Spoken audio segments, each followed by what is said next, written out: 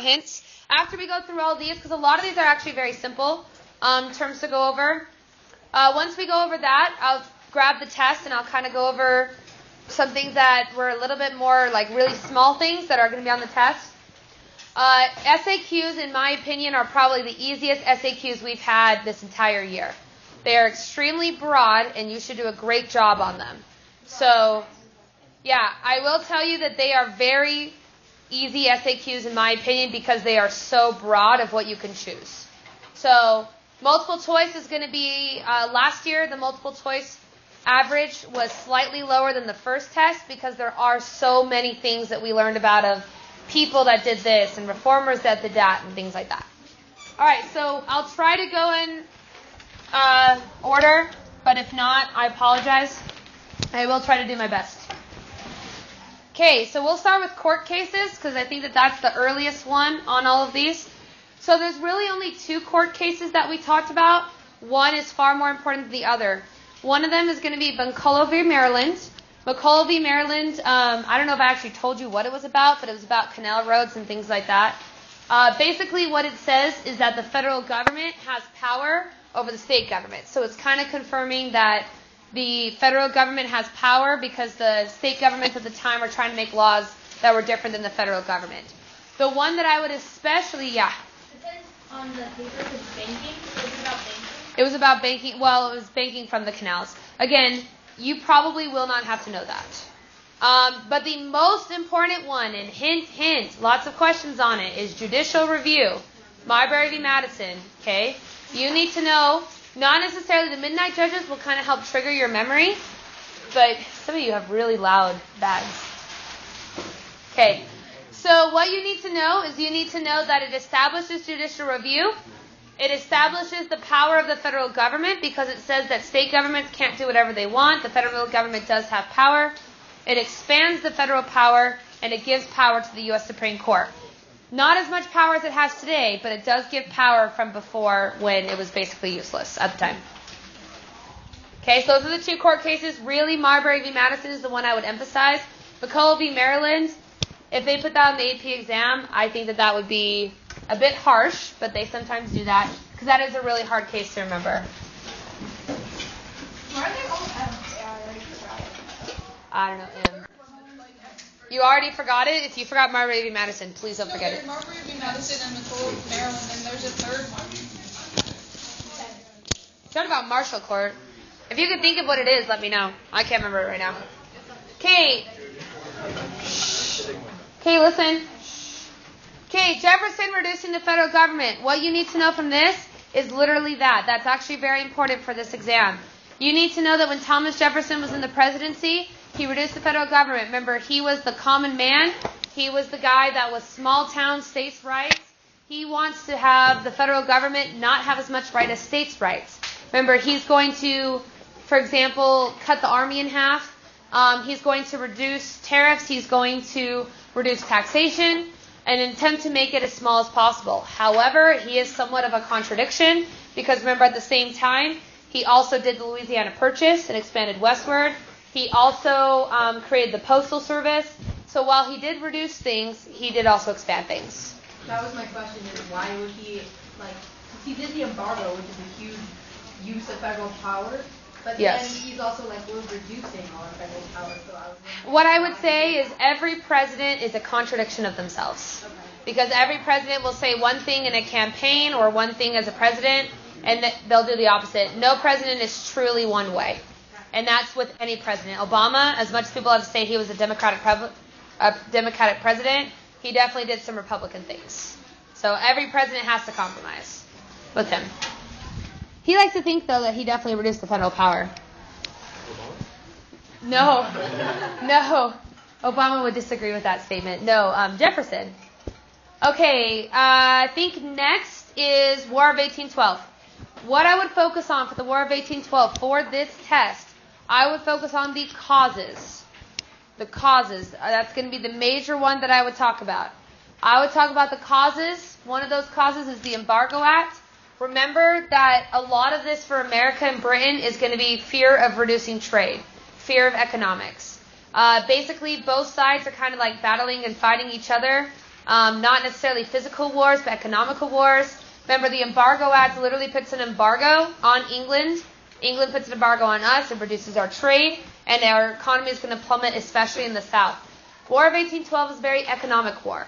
However, Native American causes is the same thing as we've always talked about, wanting to ally with Great Britain instead of America, as well as reduction of land. And then both for England and the United States, it's going to be a lot of economic, and for America, one more is going to be impressment. Remember, embargo, think about Ogrambe, okay, think about the little snapping turtle, okay, that's what we're talking about here. Other than that, in the War of 1812, I don't think the test goes into any specifics on the War of 1812 in terms of the actual events of it. There is some question about the effects of it. Effects, think of the opposite of the causes. While the causes were massive reduction in trade, now the effect is massive increase in trade. War of 1812 is one of the major causes of the market revolution. You're now able to trade with people, connect with people around the world. There's no restrictions, and now you can be able to free trade. That's going to be one of the big effects. Another big effect is going to be that Monroe Doctrine, because remember, now we're going to cut off the Americas from Europe after the War of 1812 ends. Which technically ends in like 1818. Okay? War ends with the Treaty of Ghent, which somebody put on here too. So Treaty of Ghent ends the War of 1812. That's all you got to know about it. If it says what's an effect of the War of 1812, other than solidifying our borders, another thing that's an effect is going to be increase of trade. Do we have to know anything about the Battle of New Orleans other than it made Andrew Jackson famous? That's the only thing you need to know. You need to know it made Andrew Jackson super famous, and it's part of the reason he was elected. If you hear the fancy word increased national identity, that's the same exact thing.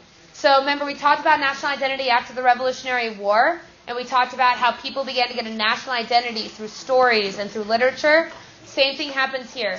War of 1812, a major effect, and I think that is actually on the test, has to do with expanding national identity and expanding trust in America and feeling like America is now an individual country. Oh, one more is the War Hawks. War Hawks are going to be pro-war. Pro-war. Okay? And those are going to be our Democrats. And if you think about it, Andrew Jackson, Democrat. Reason why Democratic Republicans, I should say. The reason it's not the Federalists is because the Federalists feared that the war was going to reduce trade in New England and it was going to hurt the northern economy. So it's a Democratic Republican. If that helps you think of it, remember, Democratic Republicans have become the Democrats. Andrew Jackson's a Democrat. Andrew Jackson fought in the war. That can kind of help you connect it a little bit. Any more on the War of 1812 questions? The Americans really cry like little babies. Wah, wah, wah. Probably. They were probably very sad. Although, really, up until 1920, when a town caught fire, the entire town burned down. Chicago burned down 3 times in 10 years. So, fire was kind of common. Well, yeah. Okay, anyways. Next up, election of 1824 to 1828. Election of 1824. Jackson wins the popular vote. Henry Clay gets bounced out. Poor Henry Clay. Henry Clay does the correct bargain with John Quincy Adams, helps John Quincy Adams get the presidency. Henry Clay becomes the Secretary of State. Jackson is now bitter. 1828, Jackson is so bitter. Yeah. John Quincy Adams. Because Henry Clay is going to sway the House of Representatives. 1828 is going to be the spoil system. Andrew Jackson wins the presidency easily.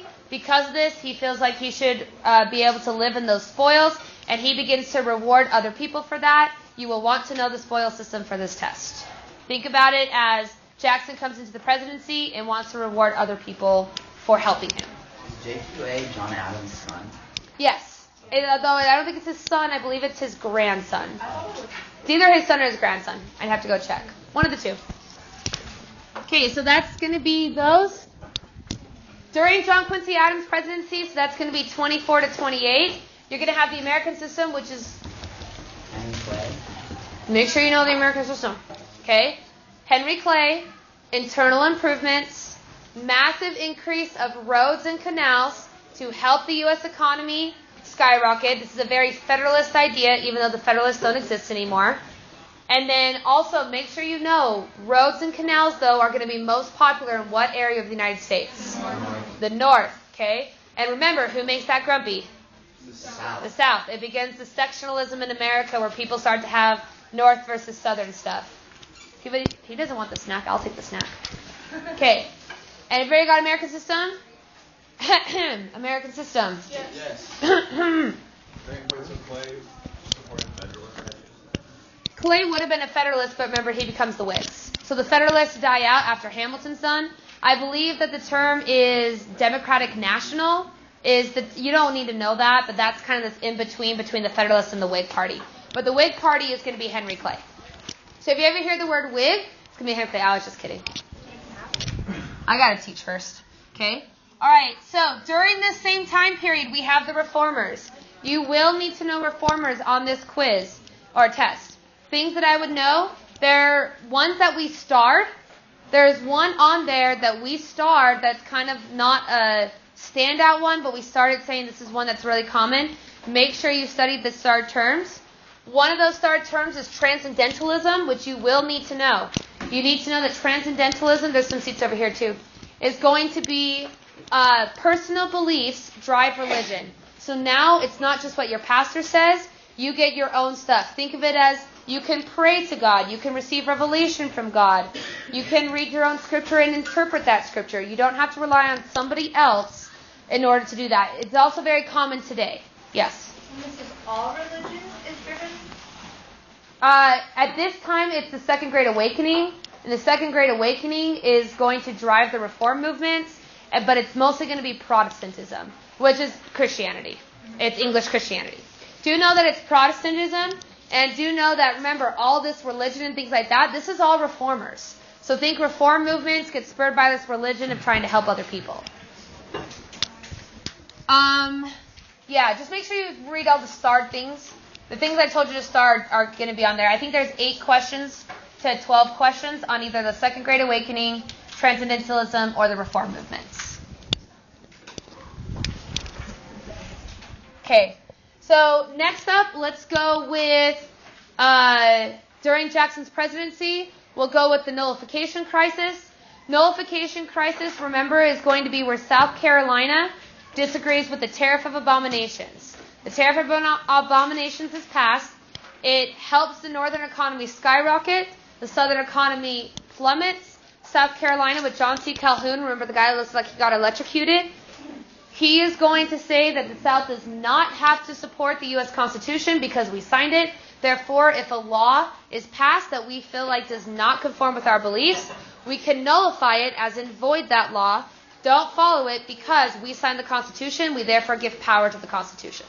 Okay? Because of this, Jackson sends troops down. It stops the crisis. Nobody secedes. Henry Clay comes around and fixes the tariff. And it's all good to go. Things that you need to know is you need to know that it's going to be the South wants to leave over a tariff that helps the North and not the South. But very important is it confirms the power of the federal government and that states can't just do whatever they want. What year was it? 35, 36. It's towards the later part. It's one of the last things that happens in Jackson's presidency. I don't know the exact date, but it's around 35, 36. Okay, he goes out of the presidency in 36, so I'm going to assume 35, 36. All right, next thing we'll talk about, it looks like we have a ton of expansionism. So, things that you need to know about expansion. General westward expansion is caused by manifest destiny, which is a very, very important term. God has predestined you to move westward.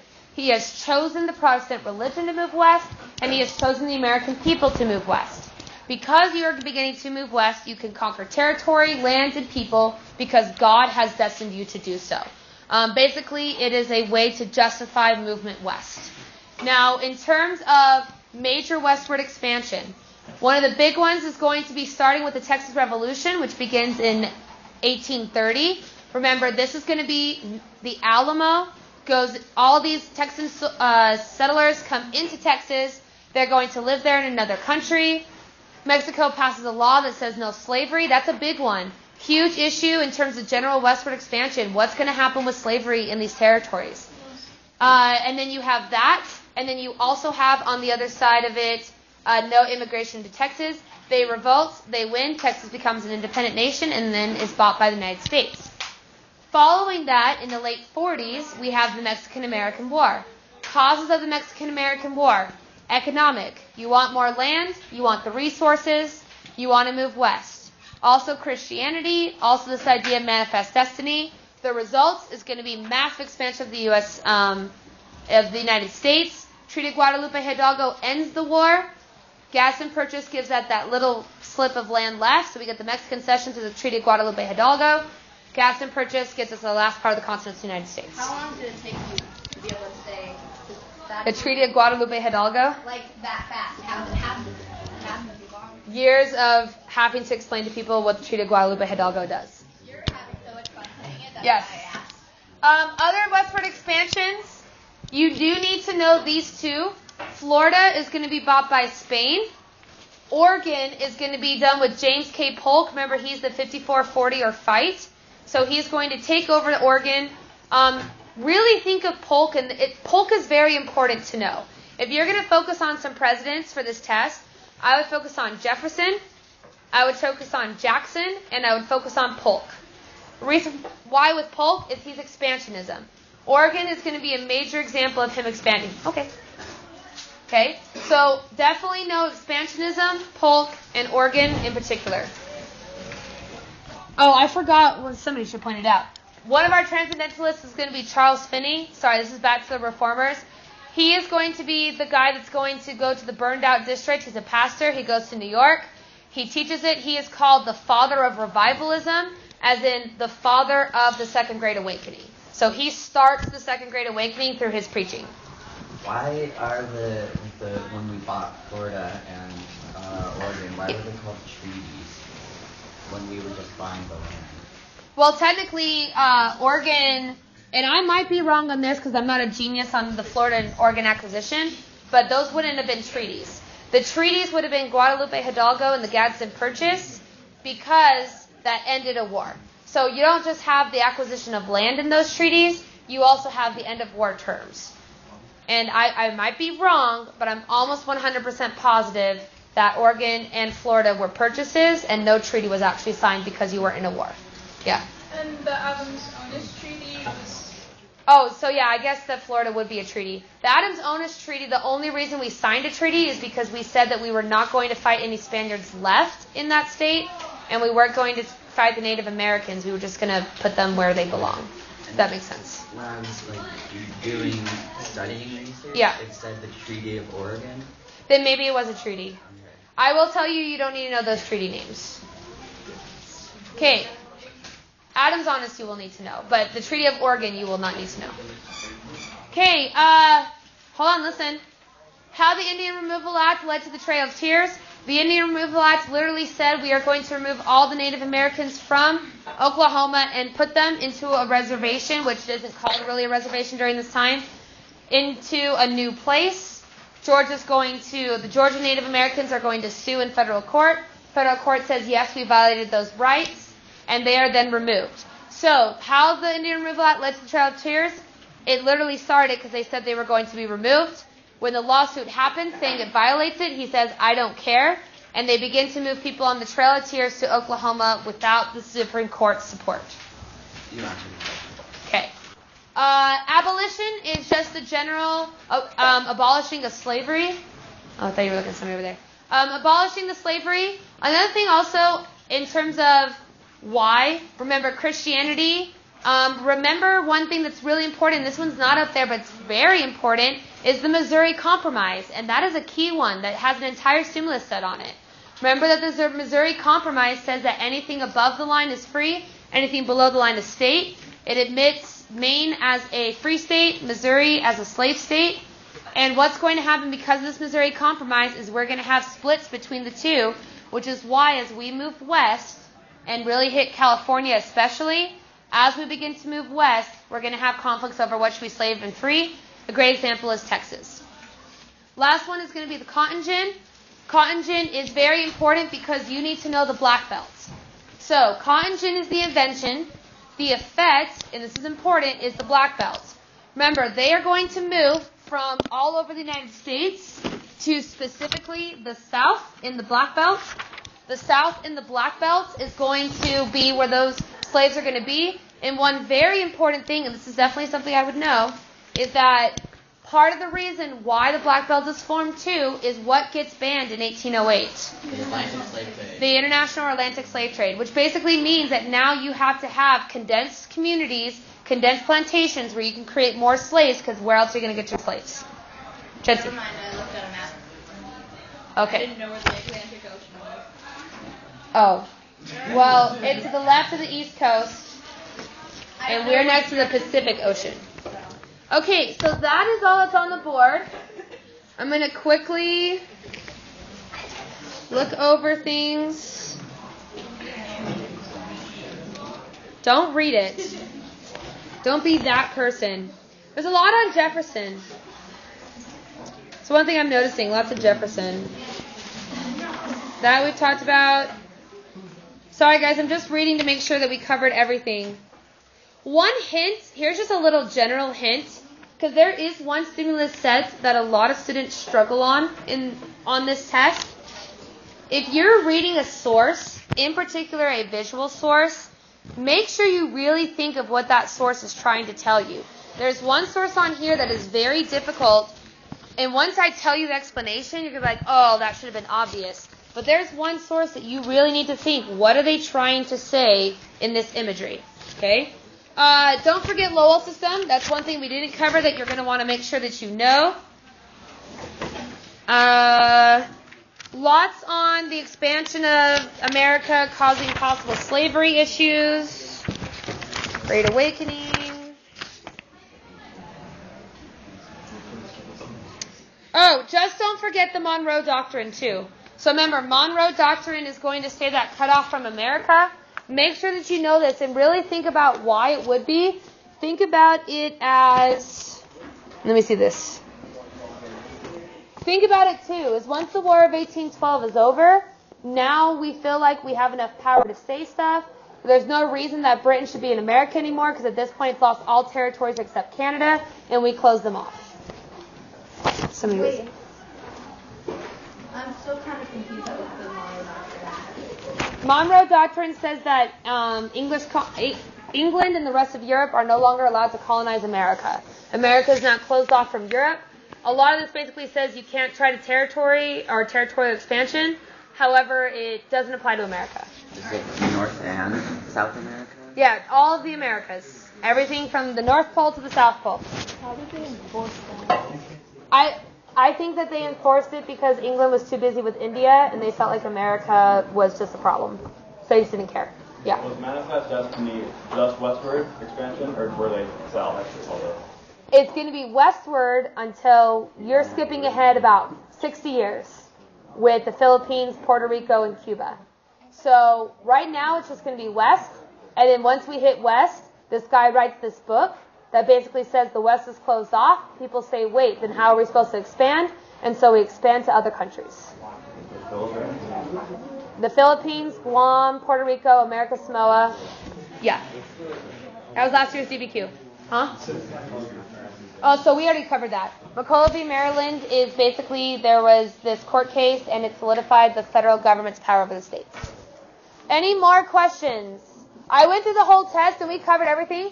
I did notice that there are 2 stimulus sets specifically on women. So we talked about this before. In theory, you did an entire essay on it. So you should be able to know those things about that. It's women in the market revolution and in general at this time. Cult of domesticity. Any questions? All right, that's it. Good luck.